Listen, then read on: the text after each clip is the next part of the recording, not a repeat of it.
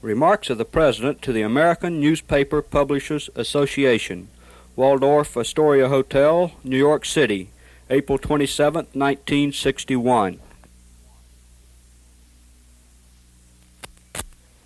Mr. Chairman, ladies and gentlemen, I appreciate very much your generous invitation to be here tonight. You bear heavy responsibilities these days, and an article I read some time ago reminded me of how particularly heavily the burdens of present-day events bear upon your profession. You may remember that in 1851, the New York Herald Tribune, under the sponsorship and publishing of Horace Greeley, employed as its London correspondent an obscure journalist by the name of Karl Marx. We are told that foreign correspondent Marx, stone broke, and with a family ill and undernourished, constantly appealed to Greeley and managing editor Charles Dana for an increase in his munificent salary of $5 per installment, a salary which he and Engels ungratefully labeled as the lousiest petty bourgeois cheating. But when all his financial appeals were refused, Marx looked around for other means of livelihood and fame, eventually terminating his relationship with the Tribune and devoting his talents full-time to the cause that would bequeath to the world the seeds of Leninism, Stalinism, revolution, and the Cold War. If only this capitalistic New York newspaper had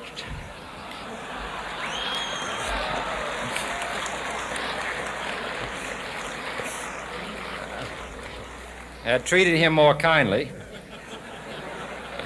if only Marx had remained a foreign correspondent, history might have been different. And I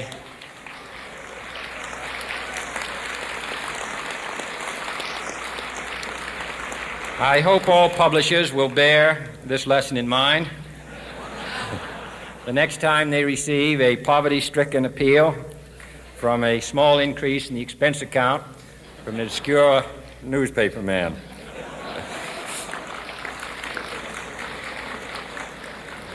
I have selected as the title of my remarks tonight, "The President and the Press." Some may suggest that this would be more naturally worded, "The President versus the Press," but those are not my sentiments tonight. It is true, however, that when a well-known diplomat from another country demanded recently that our State Department repudiate certain newspaper attacks on his colleagues, it was unnecessary for us to reply that this administration was not responsible for the press, for the press had already made it clear that it was not responsible for this administration.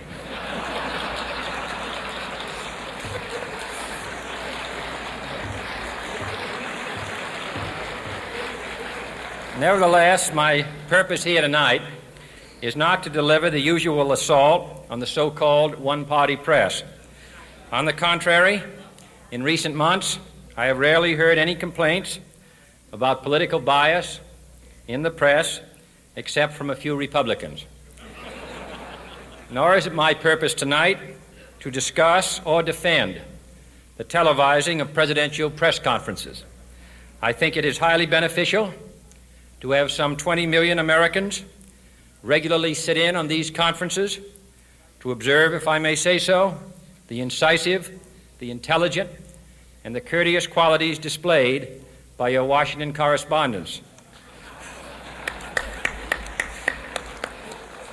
Nor, finally, are these remarks intended to examine the proper degree of privacy which the press should allow to any president and his family.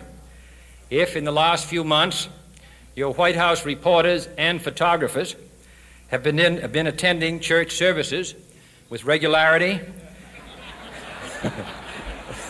that has surely done them no harm.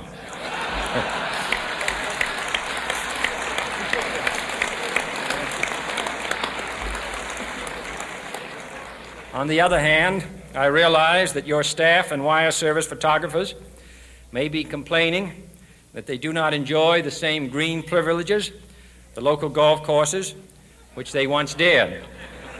It is true that my predecessor did not object, as I do, to pictures of one's golfing skill in action, but neither, on the other hand, did he ever be a Secret Service man.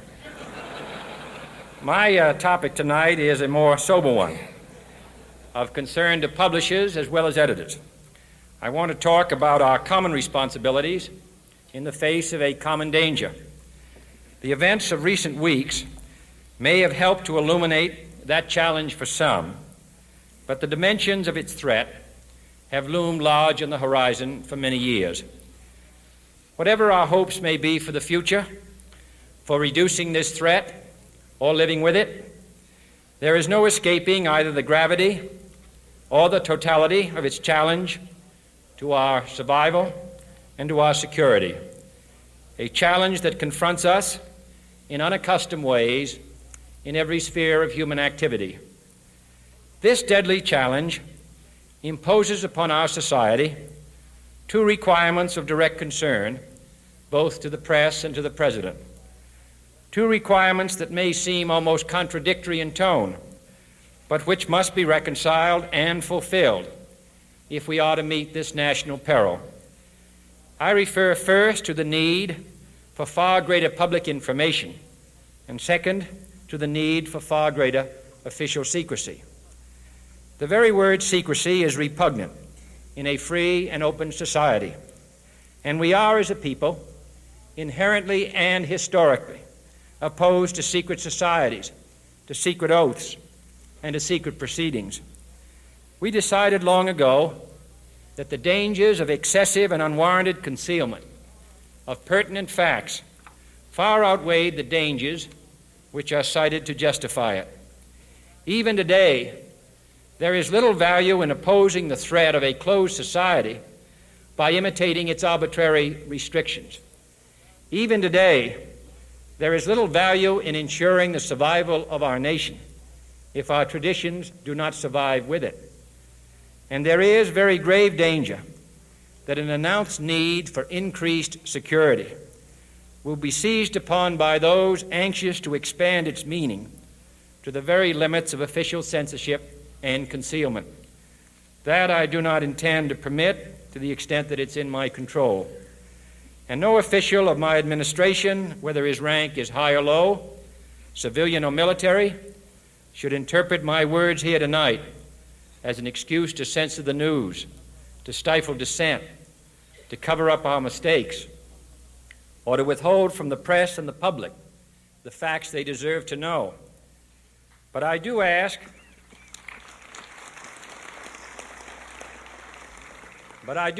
every publisher, every editor, and every newsman in the nation to re-examine his own standards and to recognize the nature of our country's peril.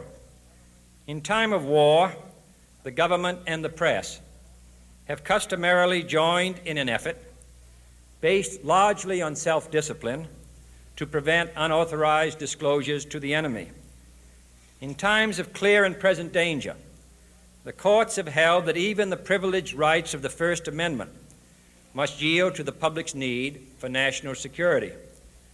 Today, no war has been declared, and however fierce the struggle may be, it may never be declared in the traditional fashion.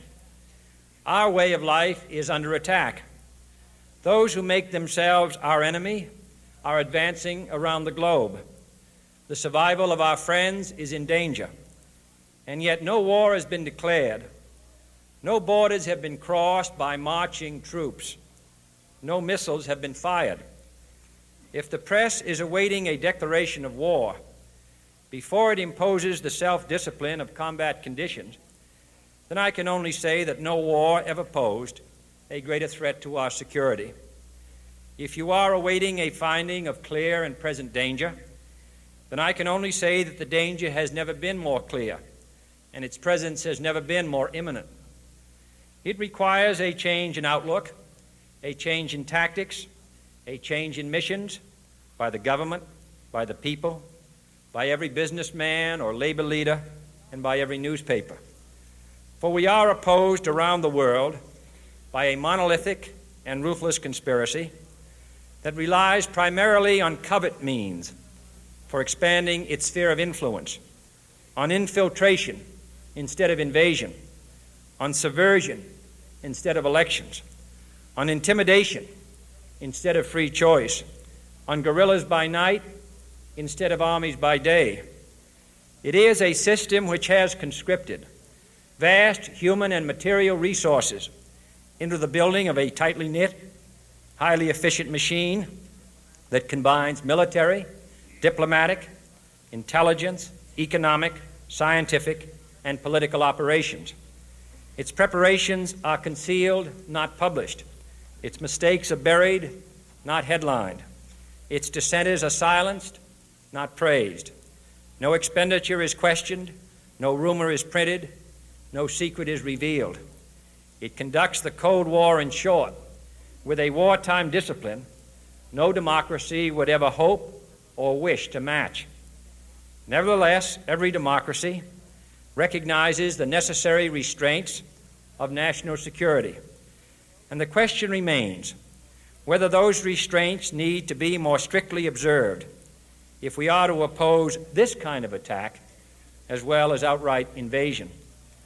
For the facts of the matter are that this nation's foes have openly boasted of acquiring through our newspapers information they would otherwise hire agents to acquire through theft, bribery, or espionage, that details of this nation's covert preparations to counter the enemy's covert operations have been available to every newspaper reader, friend and foe alike, that the size, the strength, the location, and the nature of our forces and weapons, and our plans and strategy for their use have all been pinpointed in the press and other news media to a degree sufficient to satisfy any foreign power, and that in at least one case, the publication of details concerning a secret mechanism whereby satellites were followed required its alteration at the expense of considerable time and money. The newspapers which printed these stories were loyal, patriotic, responsible, and well-meaning.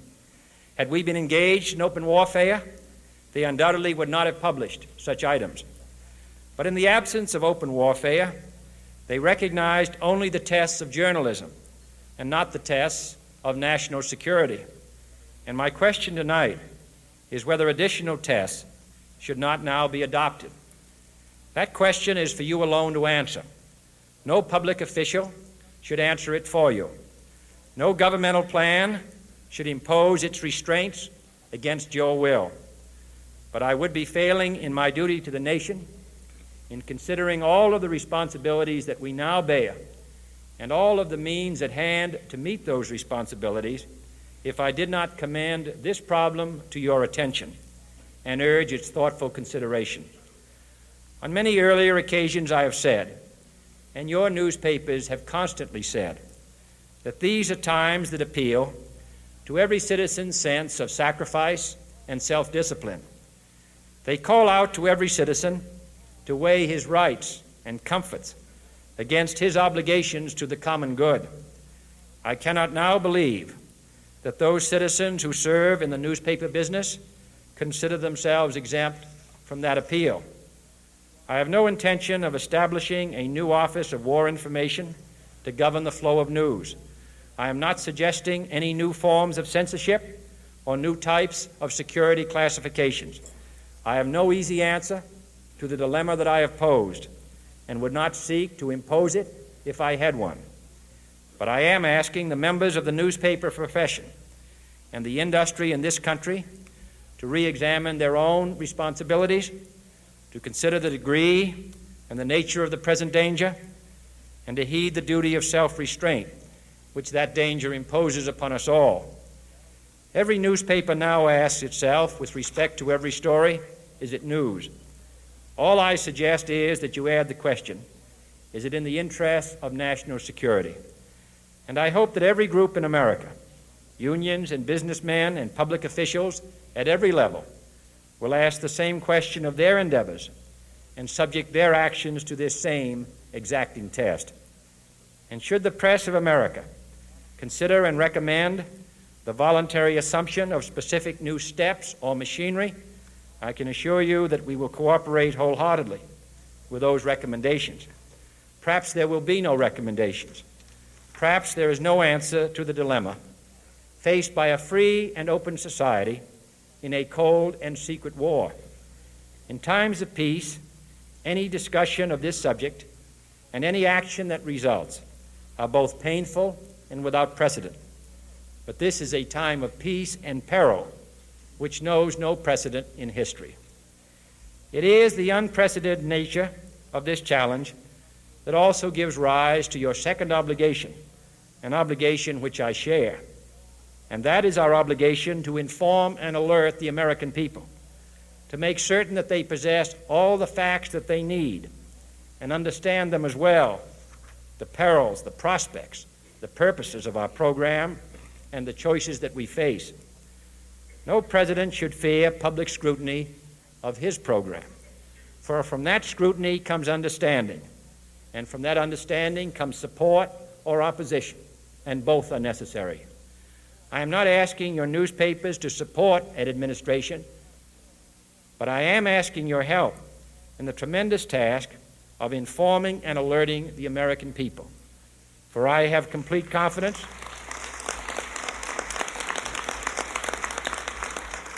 in the response and dedication of our citizens whenever they are fully informed. I not only could not stifle controversy among your readers, I welcome it. This administration intends to be candid about its errors. For as a wise man once said, an error doesn't become a mistake until you refuse to correct it. We intend to accept full responsibility for our errors, and we expect you to point them out when we miss them. Without debate, without criticism, no administration and no country can succeed, and no republic can survive. That is why the Athenian lawmaker Solon decreed it a crime for any citizen to shrink from controversy. And that is why our press was protected by the First Amendment, the only business in America specifically protected by the Constitution, not primarily to amuse and entertain, not to emphasize the trivial and the sentimental, not to simply give the public what it wants, but to inform, to arouse, to reflect, to state our dangers and our opportunities, to indicate our crises and our choices, to lead, mold, educate, and sometimes even anger public opinion. This means greater coverage and analysis of international news, for it is no longer far away and foreign, but close at hand and local. It means greater attention to improved understanding of the news, as well as improved transmission.